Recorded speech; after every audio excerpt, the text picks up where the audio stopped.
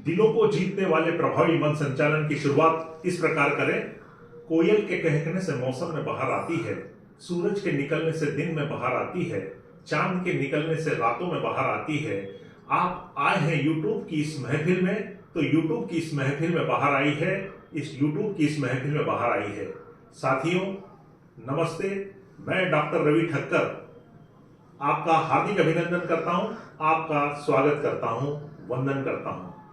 आज हम चर्चा करेंगे प्रभावी मंच संचालन कैसे किया जाए और लोगों के दिलों को जीतने वाला प्रभावी संचालन किस प्रकार किया जाए या किस प्रकार होना चाहिए ताकि लोग कहें वाह क्या बात है और आपको बधाई दें। इसके हर पहलू पर हम विस्तृत चर्चा करेंगे।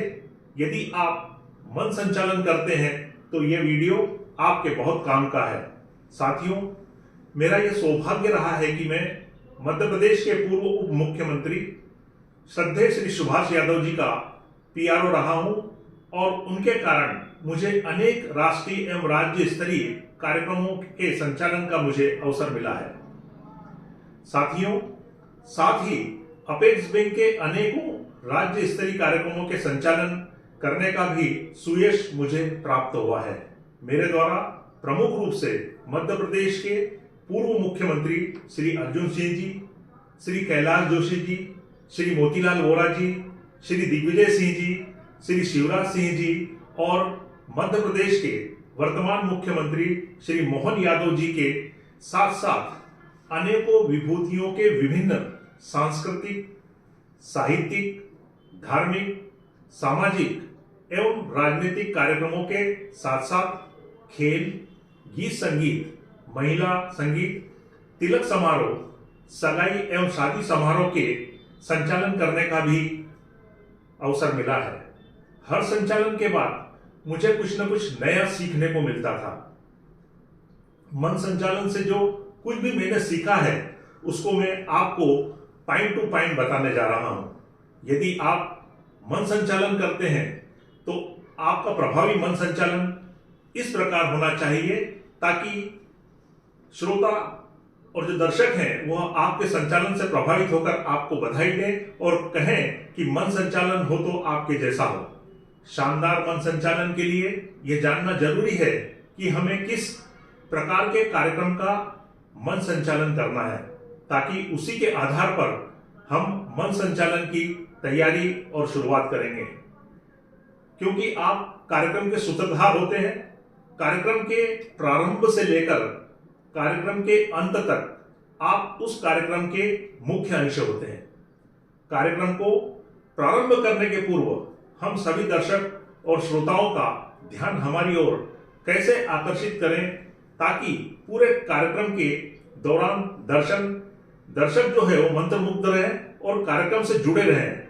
यह सबसे महत्वपूर्ण है।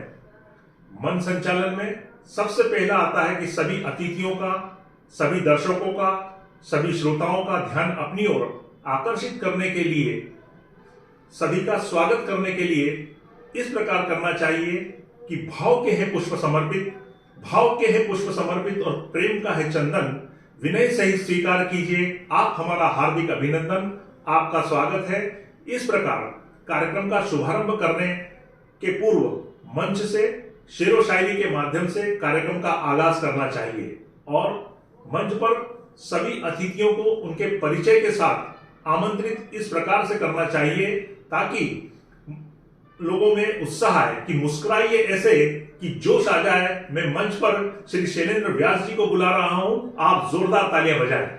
साथ ही पूरे कार्यक्रम की रूपरेखा, मिनट टू मिनट कार्यक्रम की जानकारी सभी अतिथियों और दर्शकों को और श्रोताओं को देना चाहिए ताकि जो अतिथि हैं और जो श्रोता हैं, जो दर्शक हैं, उनको प्रारंभ में ही यह पता लग जाए कि कार्यक्रम किस प्रकार का है, इसमें कितने अतिथि हैं और कौन कौन कितने समय उद्बोधन देगा। इसकी पूरी जानकारी संक्षिप्त में 1 से 2 मिनट के बीच में देना चाहिए। कार्यक्रम में सबसे पहले आता है दीप प्रज्वलन।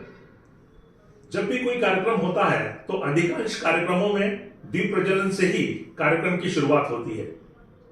दीप प्रज्वलन के लिए सभी अतिथियों को आमंत्रित करना चाहिए और दीप प्रज्वलन के समय में हमें उसकी इस प्रकार हम उसकी शुरुआत कर सकते हैं, जैसे शुभम करोति कल्याणम आरोग्यम धन संपदा शत्रु बुद्धि विनाशाय दीपो ज्योति नमस्तुते। इसके पश्चात अधिकांश कार्यक्रमों में सरस्वती पूजन, लक्ष्मी पूजन, गणेश पूजन और अन्य भगवान का पूजन होता है। हमें उसी के अनुसार श्लोक बोलना चाहिए। संस्कृत के श्लोक आपको आना चाहिए। इससे कार्यक्रम की शोभा और गरिमा बढ़ जाती है।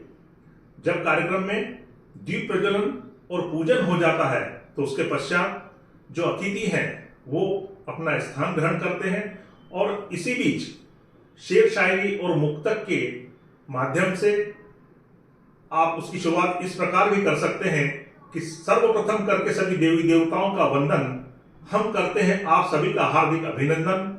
आप सबके आने से खिल गया हमारा मन। हम करते हैं आपका शत वंदन, अभिनंदन, स्वागत। इसके पश्चात जो संस्था इस कार्यक्रम को करा रही है उस संस्था का प्रमुख या उनके द्वारा नामित व्यक्ति अपना स्वागत भाषण देता है और उनके स्वागत भाषण के लिए उनको इस प्रकार आमंत्रित करते हैं कि जैसे आलोकित करे तिबोर सा, फूलों सा महके, उम्र बहुत छोटी है, आओ हाथ से हाथ मिलाएं और देश को आगे बढ़ाएं। जब स्वागत भाषण समाप्त होता है तो अन्य बातों का समावेश करते हुए उस पर सकारात्मक आपकी टिप्पणी होना चाहिए। कुछ कार्यक्रम में अतिथि परिचय भी होता है। अतिथि परिचय के लिए भी जो अतिथि परिचय करता है उसको आमंत्रित करना चाहिए और विभिन्न कार्यक्रमों में सामान्यतः विशेष अतिथि, मुख्य अतिथि और अध्यक्ष होते हैं। उसी के अनुसार कार्यक्रम को आगे बढ़ाना चाहिए। कहीं कहीं विशेष अतिथि 2 से 5 भी होते हैं। उसी अनुसार व्यक्ति की पद एवं गरिमा के अनुसार उन व्यक्तियों को उद्बोधन के लिए और मार्गदर्शन के लिए बुलाना चाहिए। जब भी हम किसी अतिथि को आप आमंत्रित करते हैं तो उसके बारे में 30 सेकंड से लेकर 1 मिनट के बीच में उनका परिचय देना चाहिए और उनको तालियों की गड़गड़ाहट के साथ इस प्रकार आमंत्रित करना चाहिए जैसे वो समंदर ही क्या जिसमें पानी न हो और वो जवानी ही क्या जिसमें रवानी न हो और वो सम्मेलन ही क्या जिसमें जोरदार तालियां न हो। साथियों, शुरुआत में उनके कार्य से संबंधित आपको कुछ पंक्तियां भी लिखकर बना सकते हैं। माहौल को खुशनुमा बनाने के लिए आपके द्वारा शेरो शायरी से आमंत्रित करना चाहिए। जैसे उन बुलंद हौसलों के लिए बढ़ते चले आप, कुछ काम करके गुजरे, कुछ नाम करके गुजरे। इन्हीं शुभकामनाओं के साथ हम हैं आपके साथ। जब विशेष अतिथि और मुख्य अतिथि और अध्यक्ष के भाषण समाप्त होता है तो उद्बोधन में मुख्य बिंदुओं को 30 सेकंड के अंदर आपको उसको समराइज करना चाहिए कि उनके द्वारा कौन कौन सी मुख्य बातें बोली गई है और किन बातों को हमें विशेष ध्यान देना चाहिए, इसके बारे में उसका उल्लेख करना चाहिए। या अतिथि के द्वारा कुछ ऐसी बात बोली गई है जिसका कि हम किसी लाइनों के माध्यम से भी जिक्र कर सकते हैं। जैसे यदि किसी ने यह कहा है कि आपको कार्य करने के लिए अपनी सोच और अपने नजरिए को बदलना है, हमको आउट ऑफ बॉक्स जाकर के कुछ कार्य करना होगा, तब यहां पर हम ये लाइनें बोल सकते हैं कि सोच बदलो तो सितारे बदल जाएंगे, नजर बदलो तो नजारे बदल जाएंगे, कश्तियां बदलने की जरूरत नहीं, दिशाएं बदलो तो किनारे अपने आप बदल जाएंगे, दिशाएं बदलो तो किनारे अपने आप बदल जाएंगे। अंग्रेजी में भी इसी प्रकार बोला जा सकता है। किसी ने क्या खूब कहा है कि if you love your work then you enjoy your work as you enjoy your holiday, and if you don't love your work then you are doing your work as a prisoner do in the jail. साथियों, पहले विशेष अतिथि, फिर मुख्य अतिथि और कार्यक्रम की अध्यक्षता जो कर रहे हैं उनको सबसे अंत में उद्बोधन के लिए बुलाना चाहिए। कभी कभी कार्यक्रम में मुख्य अतिथि अध्यक्ष से बड़े पद का भी हो सकता है। ऐसी स्थिति में अपनी ओर से अध्यक्ष महोदय की अनुमति से पहले अध्यक्ष महोदय को और फिर मुख्य अतिथि को आमंत्रित करना चाहिए। अंत में जो सबसे प्रमुख व्यक्ति है उनको उद्बोधन के लिए आमंत्रित करना चाहिए। कभी कभी कार्यक्रम में कुछ कर्मशील विख्यात अतिथि ऐसे होते हैं जो बोलने से बचते हैं या बोलने से मना करते हैं। उनके लिए ये पंक्तियां बोली जा सकती है कि परिंदों को मिलेगी जिंदगी एक दिन, उनके ये फैले हुए पंख बोलते हैं, और अक्सर खामोश रहते हैं वो लोग दुनिया में जिनके हुनर बोलते हैं। अंत में संस्था के द्वारा नामित व्यक्ति को आभार प्रदर्शन के लिए बुलाना चाहिए। आभार प्रदर्शन के बाद भी सूत्रधार का यह दायित्व होता है कि वह अपनी ओर से भी सभी का आभार व्यक्त करे कि आज की आपकी गौरवमय उपस्थिति को पाकर हम अपने आप को गौरवान्वित महसूस कर रहे हैं। साथियों, आपने आज इस कार्यक्रम में पधार कर इस कार्यक्रम की शोभा और गरिमा बढ़ाई है। इसके लिए हम अपने हृदय के अंतर्मन से आपको धन्यवाद देते हैं। इन शब्दों के साथ कि आपका धन्यवाद इस प्रकार कहूं कि धन्यवाद किस तरह कहूं साथियों, ये उपलब्धियां, ये कार्यक्रम की सफलता और कुछ नहीं, आपके पधारने का नतीजा है। यदि कार्यक्रम में भोजन या स्वल्पाहार की व्यवस्था हो तो उसमें भी सभी को आमंत्रित करना चाहिए कि कार्यक्रम के पश्चात इस स्थान पर स्वल्पाहार या भोजन की व्यवस्था है। आप सबसे अनुरोध है कि हम सब मिलकर इसका आनंद लेंगे। साथियों, सबसे पहले आपको मैं बधाई देना चाहता हूं कि इस वीडियो को आप अभी तक देख रहे हैं और इसका मतलब यह है कि आप प्रभावी मन संचालन करना चाहते हैं। मन संचालन के लिए शेर शायरी एवं महत्वपूर्ण बातें जिसका कि आपको विशेष ध्यान रखना चाहिए वह मैं अगले वीडियो में आपको बताऊंगा।